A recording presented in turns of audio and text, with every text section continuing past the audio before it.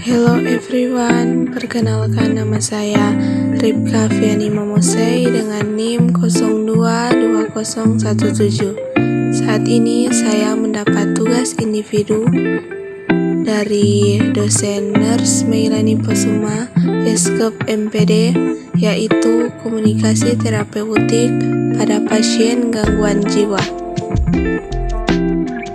Baiklah, saat ini kita masuk pada pengertian komunikasi terapeutik. Komunikasi terapeutik adalah komunikasi yang direncanakan secara sadar, bertujuan dan kegiatannya dipusatkan untuk kesembuhan pasien.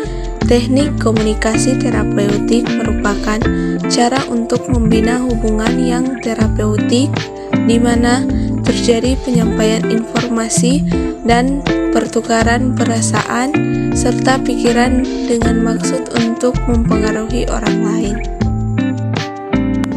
Adapun tujuan komunikasi terapeutik adalah yang pertama, membantu pasien untuk memperjelas dan mengurangi beban perasaan serta pikiran dan dapat mengambil tindakan untuk mengubah situasi yang ada bila pasien percaya pada hal yang diperlukan. Kedua, mengurangi keraguan, membantu dalam hal mengambil tindakan yang efektif dan mempertahankan egonya. Dan yang ketiga, mempengaruhi orang lain, lingkungan fisik, dan dirinya sendiri. Saat ini kita masuk pada fungsi komunikasi terapeutik.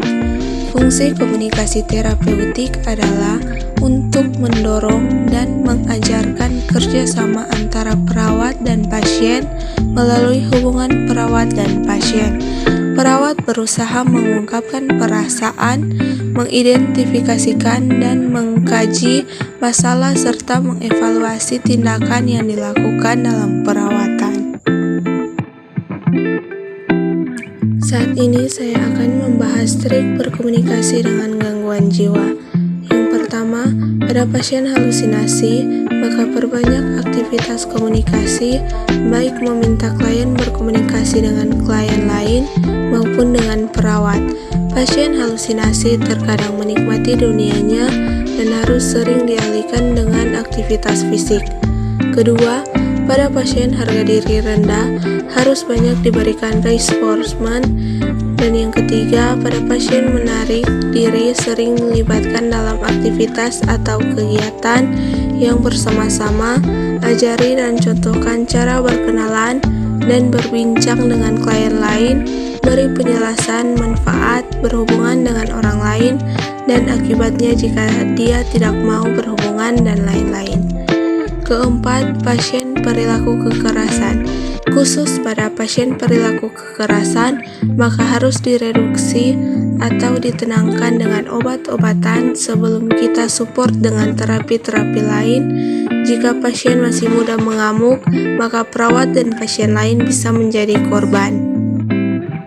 Nah, kesehatan jiwa sering berpihak pada beberapa komponen.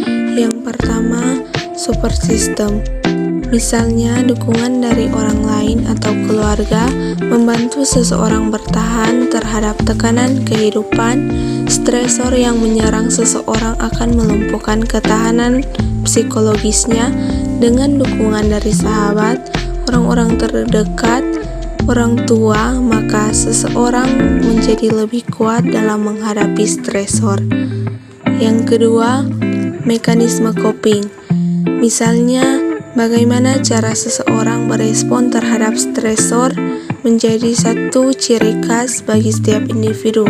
Jika responnya adaptif, maka hasilnya tentu perilaku positif. Jika responnya negatif, hasilnya adalah perilaku negatif. Yang ketiga, harga diri. Jika dia merasa lebih baik dari orang lain, maka akan menjadi sombong. Jika dia merasa orang lain lebih baik dari dia, maka dia akan mengalami harga diri rendah. Yang keempat, ideal diri. Bagaimana seseorang melihat dirinya. Yang kelima, gambaran diri, yaitu apakah seseorang menerima dirinya beserta semua kelebihan serta kekurangannya. Dan yang keenam, tumbuh kembang.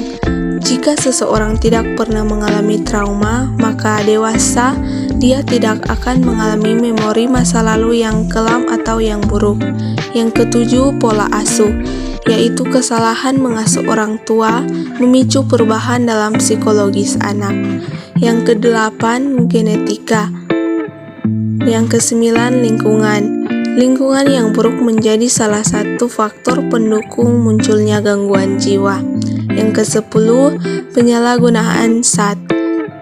Penyalahgunaan zat memicu depresi, susunan saraf pusat, perubahan pada neurotransmitter sehingga terjadi perubahan pada fungsi neurologis yang berfungsi mengatur emosi. Yang ke-11, perawatan diri.